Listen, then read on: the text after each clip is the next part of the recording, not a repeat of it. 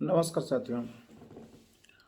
आज मैं आग्रहपूर्वक अपने देश के उन सभी सांसदों को निवेदन करता हूं जो कल से सदन में भाग लेने जा रहे हैं।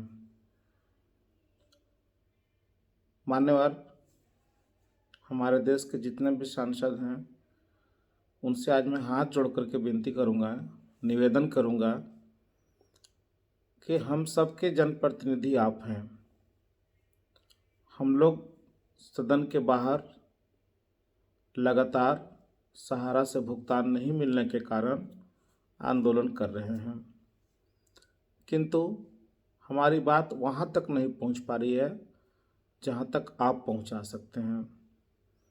आज देश के 13 करोड़ जमाकर्ता और उनके परिवार, मतलब हर जमाकर्ता के पीछे 5 परिवार पल रहा है, तो अगर इसको मल्टीप्लाई करें तो 13×5 = 65 करोड़ की आबादी प्रभावित हुई है सहारा की सहकारिता समिति से भुगतान नहीं मिलने के कारण। मामला बहुत बड़ा है, किंतु जिस तरीके से इस पर ध्यान देना चाहिए था देश के तमाम नेता, राजनेता, आदरणीय प्रधानमंत्री जी, माननीय हमारे सहकारिता मंत्री अमित शाह जी, उतनी गंभीरता से इस मुद्दे को कोई नहीं देख रहे हैं।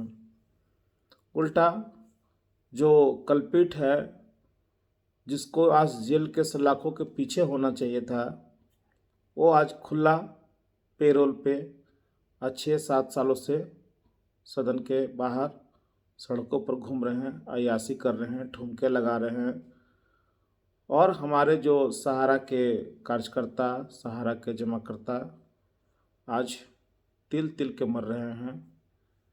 आज कई लोग नहीं करें, संख्या अब हजारों में हो गई है। मान्यवर, हमारे देश के सांसद महोदय लोग, ये संख्या हजारों में हो गई है जो आज भुगतान नहीं मिलने के कारण आत्महत्या कर लिए। किन्हीं की बेटी की शादी टूटी, किन्हीं के बच्चे का स्कूल छूटा। हमारे बूढ़े बुजुर्गों को जो MIS के रूप में जो धन इसमें निवेशित था वो नहीं मिलने के कारण वो दम तोड़ दिए।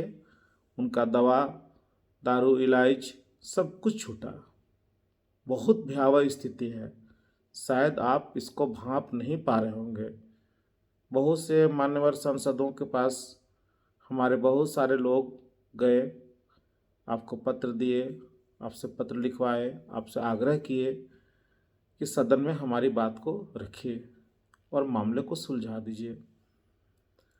अब जिम्मेवारी आपकी है कि आप इसको कितना बढ़िया से कर पाते हैं।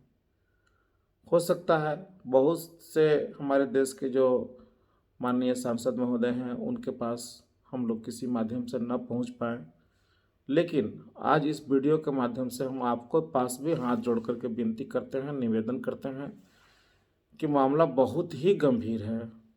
अगर इसको समय रहते अगर नहीं ध्यान दिया गया तो बहुत सारे लोग काल के गताल में चले जाएंगे और वर्ग संघर्ष की स्थिति बिगड़ गई है।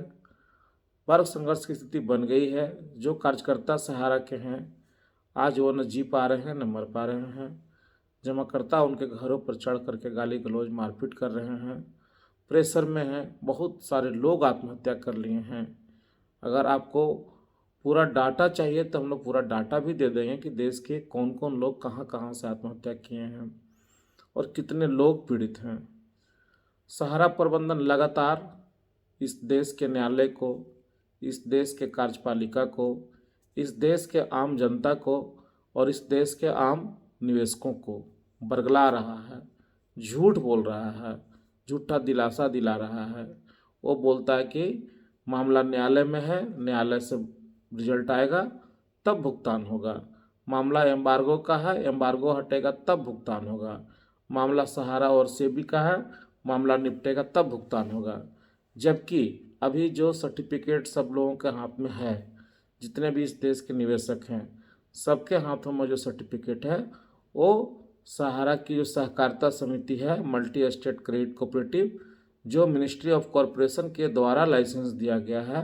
मिनिस्ट्री ऑफ कॉरपोरेशन जो सहकारिता मंत्रालय के अंतर्गत आता है, जिसके मंत्री माननीय हमारे देश के सबसे बड़े नेता आदरणीय सम्मानित हमारे अमित शाह जी हैं।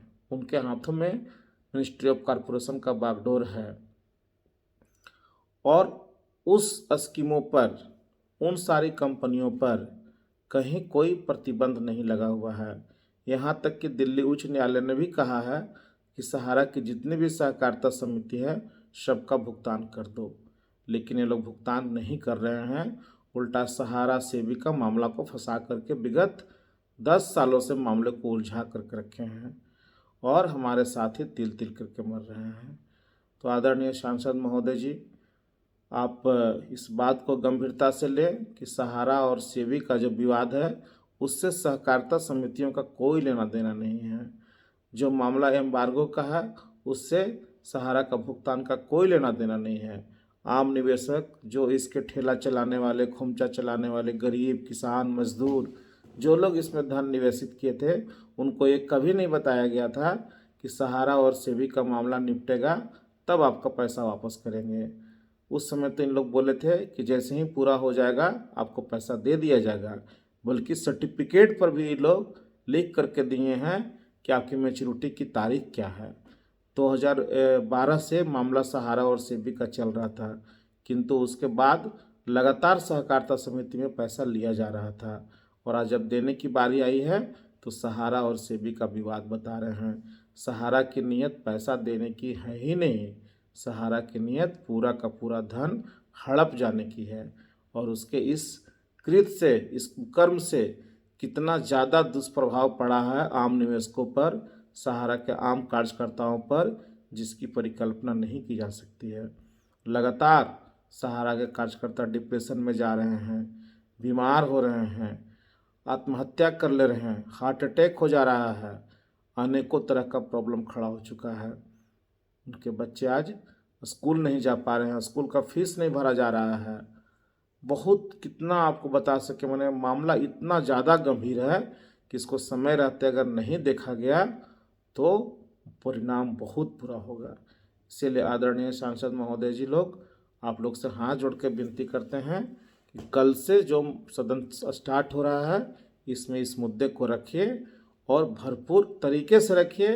एविडेंस हम लोगों के पास में सारा चीज़ है। आप जो भी पत्र आपको चाहिए वो सब हम लोगों के पास में है।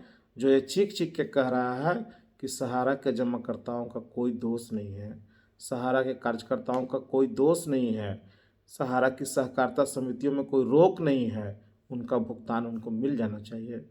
तो पुनः इस देश के जितने भी हमारे आदरणीय सांसद महोदय जी लोग हैं उनसे फिर एक बार विनती करेंगे कि इस मामले को सहकारिता मंत्री आदरणीय अमित शाह जी के पास रखें और आदरणीय अमित शाह जी इस देश के बहुत पुराने जो प्रॉब्लम्स चल रहे थे उस सबको ठीक कर दिए, इसको भी ठीक कर सकते हैं, ये हम लोगों को पूरा उम्मीद है। और जिस दिन सदन में इस बात को तरीके से लोग समझ जाएंगे और समझाने में कामयाब हो जाएंगे, मुझे नहीं लगता कि लोगों का भुगतान करने में कोई परेशानी होगी। तो इन्हीं सब बातों के साथ फिर से एक बार आप लोगों से आग्रह करेंगे कि कल से जो सदन स्टार्ट हो रहा है उसमें हमारी बात को पुरजोर तरीके से रखें और लोगों का भुगतान दिलवाने का काम करें। धन्यवाद, नमस्कार।